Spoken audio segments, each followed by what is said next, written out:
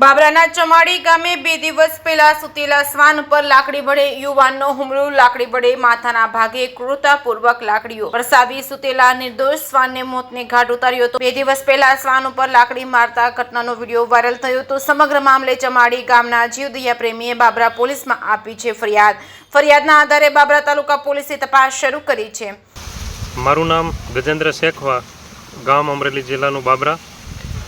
ગત તારીખ 25ના રોજ બાબરા તાલુકાના ચમારડી ગામે એક બનાવ બનેલો હતો. આપ આ વિડીયોમાં પણ એક સીસીટીવી ફૂટેજ જોઈ શકશો, જેમાં ચમારડી ગામે એક મૂંગું જાનવર પશુ કે જે કૂતરો જે સૂતું હતું, ત્યાં 2 થી 3 કૂતરા સૂતા હતા અને મોટા બસ સ્ટેન્ડ વિસ્તારની ચમાડી ગામની આ ઘટના છે.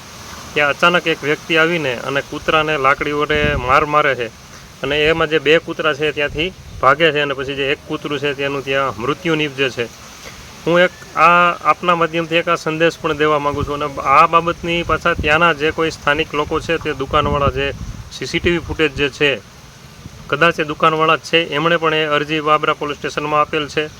અને હું તંત્રને પણ વિનંતી કરું છું કે જ્યારે આવા ગંભીર જે બનાવો બને છે એમાં કોઈ એવી ગંભીરતા નથી લેતા. બધાને એમ થાય કે ભાઈ આ એક સામાન્ય મૂંગું જાનવર છે, આને આપણે રમતમાં સમજે છે અને મારે છે. ત્યારે એક દાખલો બેસે અને બીજી વાર કોઈ આવા મૂંગા પ્રાણીઓ ઉપર અત્યાચાર ન કરે. એટલે તંત્રને પણ હું વિનંતી કરું છું. મારે પણ વાત થઈ હતી પોલીસ સ્ટેશને, પોઝિટિવ જવાબ આપ્યો હતો અને પોલીસે પણ કીધું હતું કે હા, આ બાબત કાર્યવાહી કરી અને FIR દાખલ કરીશું. ત્યારે જે સ્થાનિક લોકો છે તેમણે પણ એ બાબત અરજી આપેલ છે. રવિવારના દિવસેની આ ઘટના છે અને રવિવારે કદાચ એમણે અરજી આપેલી છે અને એ બાબતનું જે કાંઈ પણ કાર્યવાહી કરવી પડે તે કરશું એવી પણ અમને વાત કરેલી હતી અને મારે પણ વાત થયેલી હતી. અને આ એક મેસેજથી એ પણ કહેવા માગું છું કે અવારનવાર જ્યારે આવી ઘટનાઓ બનતી હોય તો અમે જીવદયામાં અમુક વોટ્સએપ ગ્રુપોમાં પણ અમે જોઈન્ટ હોઈએ ત્યારે અમે જોતા હોઈએ છીએ કે અમદાવાદમાં આવી ઘટના તો દરરોજ બને છે. અને અમદાવાદમાં તો લગભગ મારા ખ્યાલથી આવી બહુ અઢળક ફરિયાદો દાખલ થયેલી છે કે જેમાં પશુઓને પક્ષીઓને અત્યાચાર કરતા હોય, મારતા હોય. એમાં જે આ ડોગ છે, કૂતરા છે, જે સ્ટ્રીટ ડોગ છે કે જે પાલતું નથી અને શેરીમાં જે રખડતા શ્વાન છે એની ઉપર અત્યાચાર કરતા હોય ને કાયમને જાણી જોઈને મારતા હોય છે કે એને રમત સમજીને મારતા હોય છે ને એનો આમ જીવ વયો જાય ત્યાં સુધી મારતા હોય છે.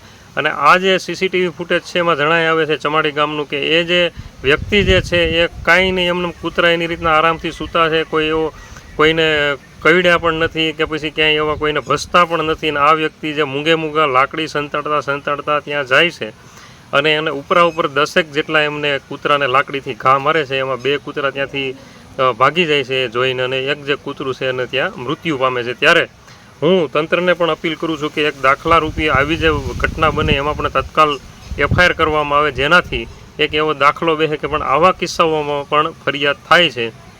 અને જીવદયા પ્રેમી તરીકે અમે પણ એવી ફરિયાદ ગમે ત્યારે જીવ ઉપર અત્યાચાર થતો હોય બાબરા તાલુકામાં કે અમરેલીમાં કે અમને જાણ આવે ત્યારે અમે પણ અમારા નામજોગ ફરિયાદ આપીએ છીએ અને અમે પણ ફરિયાદ આપી દઈશું કદાચ કોઈ ફરિયાદી તૈયાર ન થાય.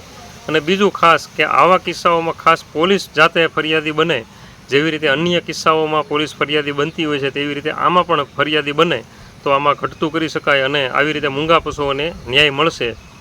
જય હિન્દ.